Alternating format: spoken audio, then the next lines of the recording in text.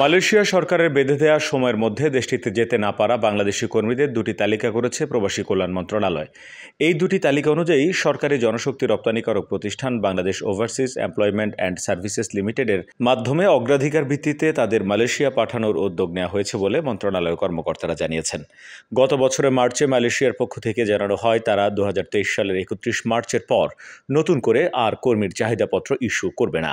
তবে এই সময়ের আগে ইস্যু করা চাহিদাপত্রে বিদেশি কর্মীরা 31 মে পর্যন্ত দেশটিতে প্রবেশ করতে পারবে। এই সময়ের পর আর কাউকে প্রবেশ করতে দেয়া হবে না। তবে সেই সময়সীমার মধ্যে প্রায় 17,000 বাংলাদেশি কর্মী মালয়েশিয়া যেতে পারেননি বলে প্রবাসী কল্যাণ মন্ত্রণালয় সূত্রে জানা যায়।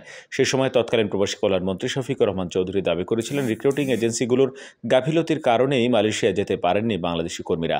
অন্যদিকে association of travel agents of Bangladesh আটাবের পক্ষ থেকে সে সময় বলা হয় প্রবাসী কল্যাণ মন্ত্রণালয়, বাংলাদেশ জনশক্তি কর্মসংস্থান ও প্রশিক্ষণ ব্যুরো বিএমইটি ও বাইরের মধ্যে সমন্বয়হীনতাই কর্মীদের মালয়েশিয়া যেতে না পারার কারণ।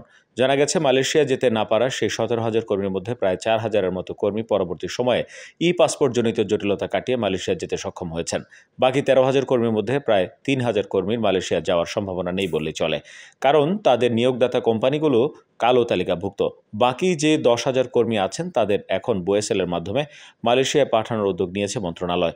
তাদের মধ্যে 5,000-এর বেশি কর্মী মন্ত্রণালয়ের মাধ্যমে এজেন্টদের কাছ থেকে টাকা ফেরত পেয়েছেন। বাকিরাও যাতে টাকা ফেরত পায় সেজন্য মন্ত্রণালয় কাজ করছে। মন্ত্রণালয়ের কর্মকর্তারা জানিয়েছেন মালয়েশিয়া যেতে না পারা কর্মীদের দুটি তালিকা করা হয়েছে। তাদের মধ্যে যাদের জনশক্তি কর্মসংস্থান ও প্রশিক্ষণ ব্যুরোর ছাড়পত্র ছিল এবং এজেন্সি থেকে টাকা ফেরত পেয়েছে তাদের নাম আছে প্রথম তালিকায়। আর যেসব কর্মী বিএমইটি ছাড়পত্র পায়নি তবে এজেন্সি টাকা পরিশোধ করেছে তারা আছেন দ্বিতীয় তালিকায়। এর মধ্যে প্রথম তালিকায় থাকা কর্মীদের বোয়েসেলের ব্যবস্থাপনায় কম খরচে মালয়েশিয়ায় পাঠানোর চেষ্টা চলছে।